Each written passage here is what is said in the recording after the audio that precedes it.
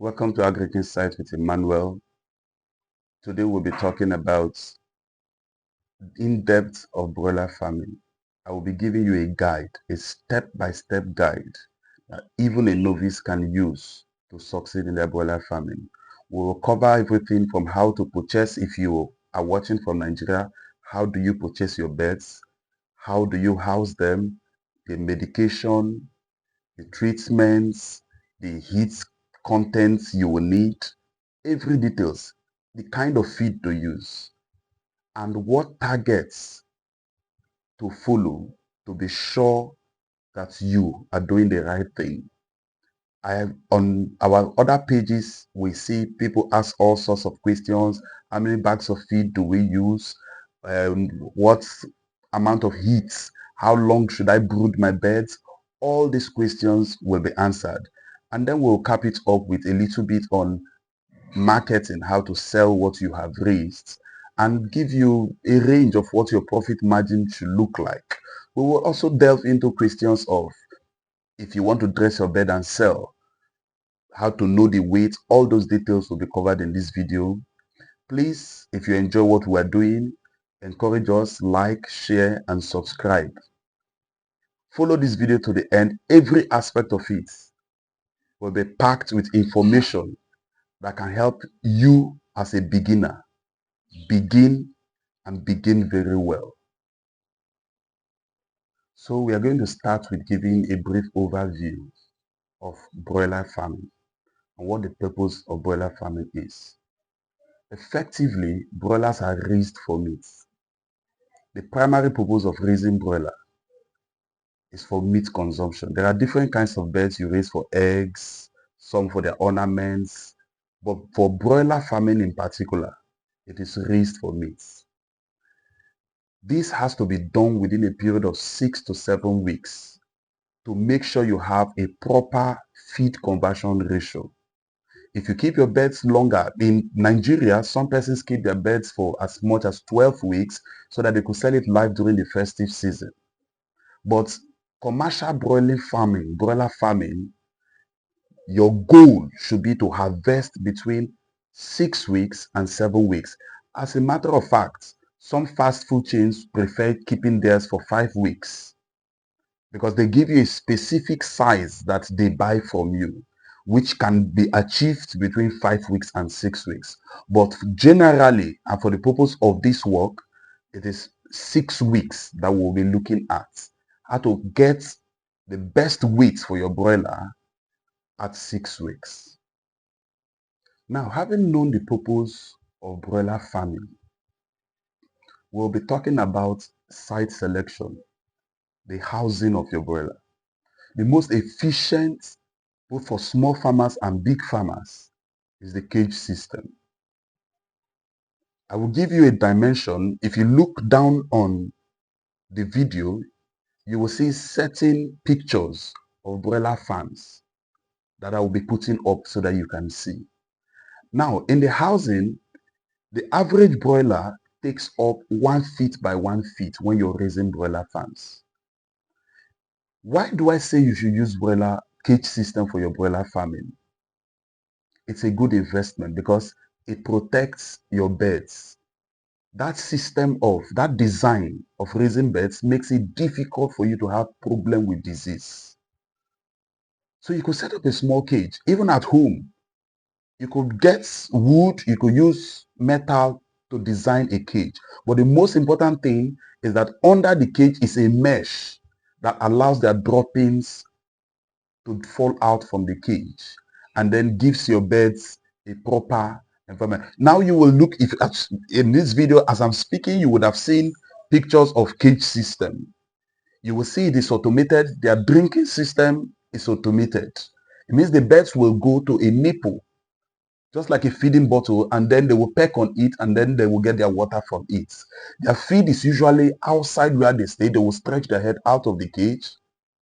You can see it, those birds. You see how they brother their heads? That way they don't come in contact with their feed. And so they can't defecate into their feeding tray or into their water. This cage system is usually the best. But for people that cannot afford it, they use what we call deep litter. you will see, if in the video that is coming next, you will see where birds are kept on the floor with newspaper and the rest for the day-old chicks, and then they're running around.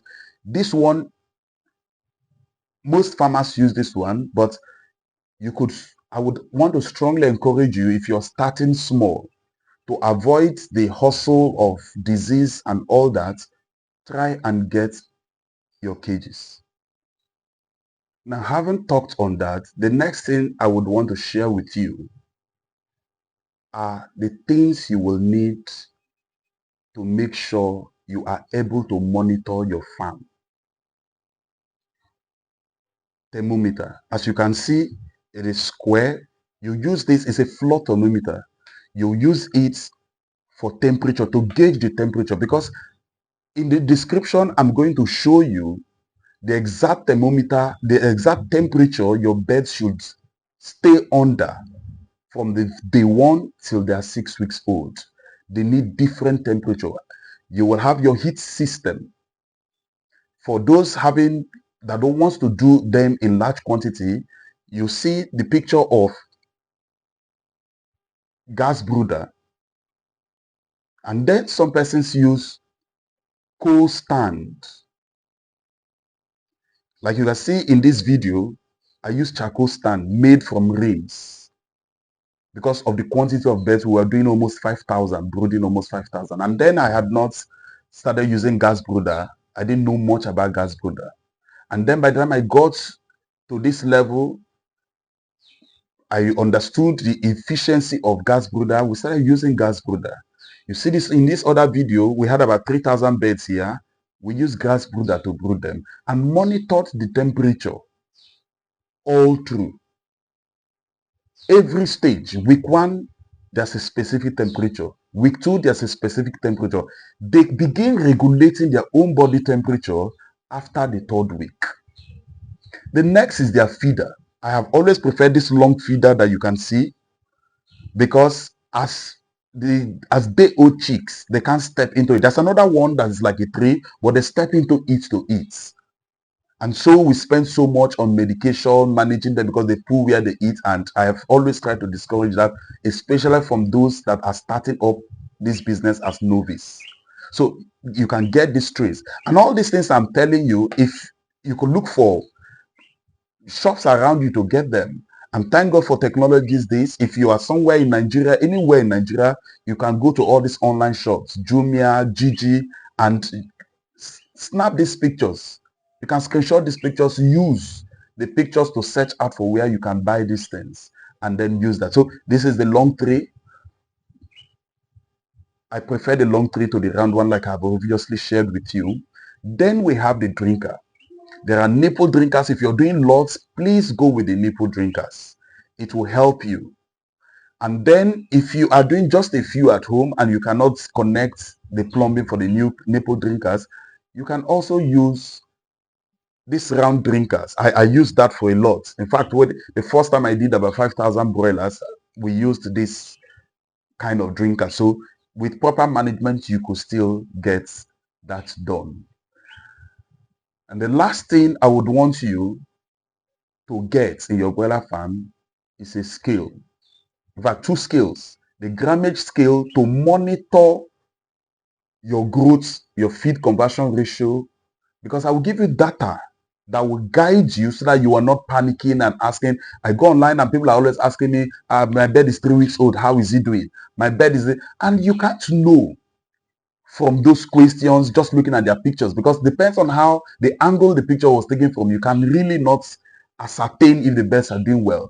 But we can't go wrong with weight. On the day 1 that your birds are hatched, there's a weight they should come with, a range of weights.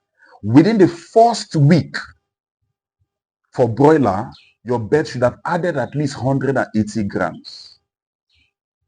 And then by the 6th week, your bird should be weighing between 2.8 to 3.2 kg.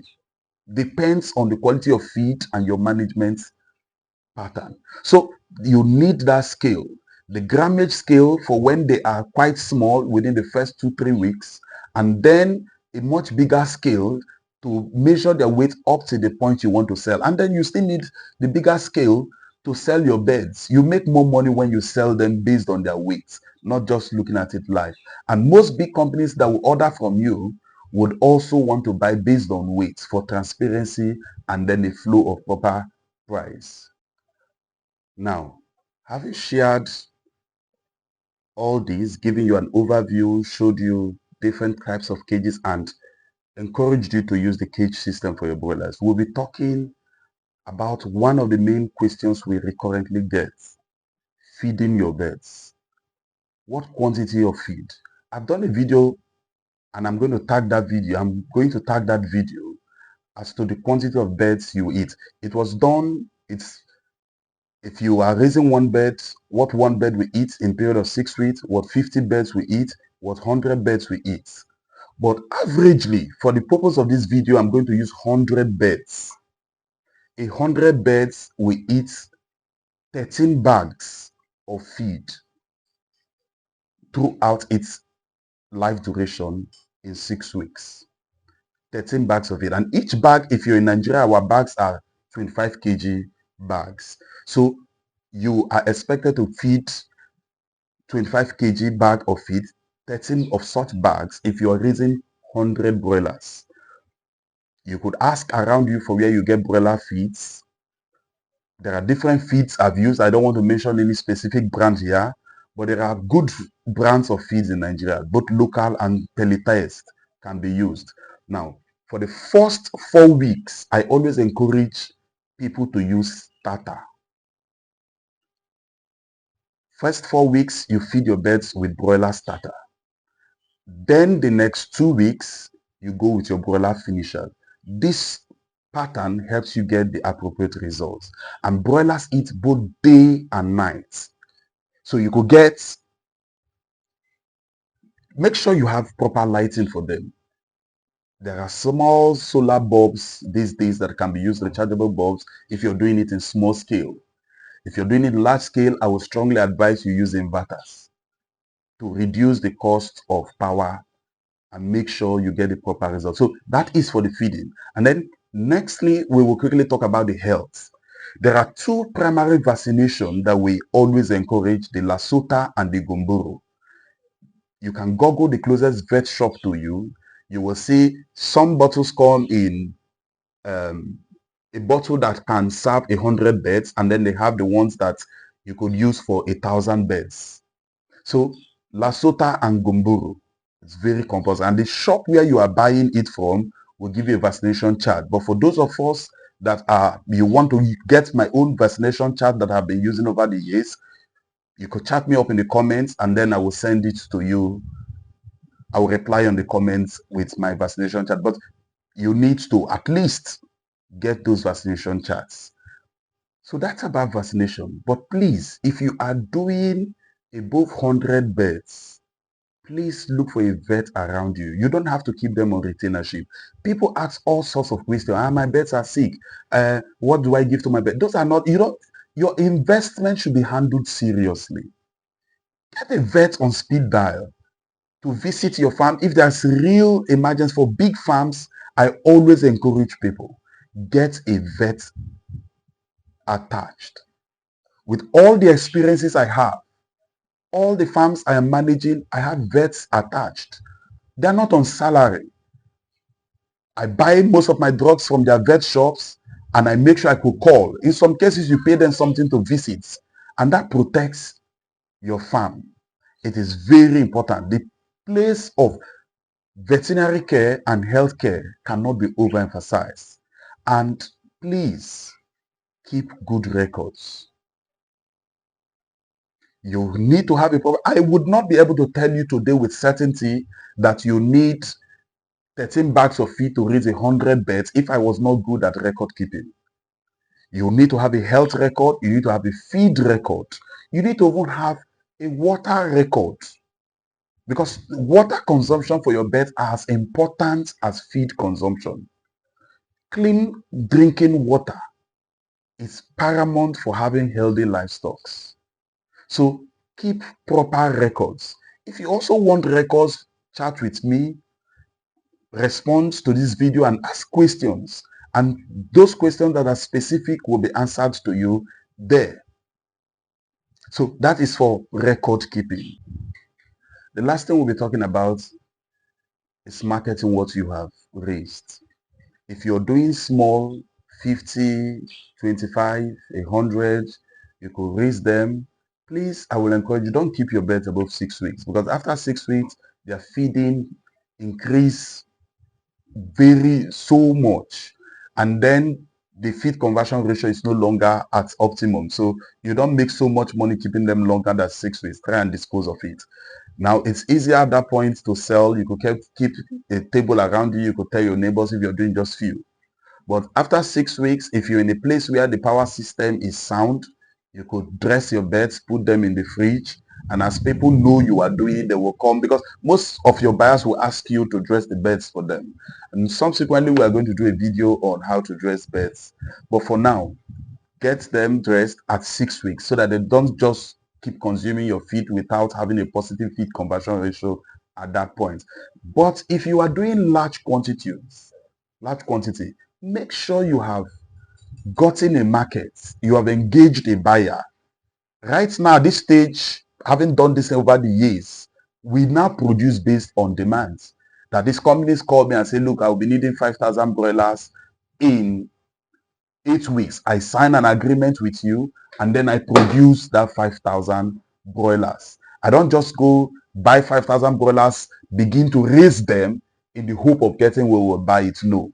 And then when you already have a contract to produce that quantity before time, that contract comes with specific protection for you.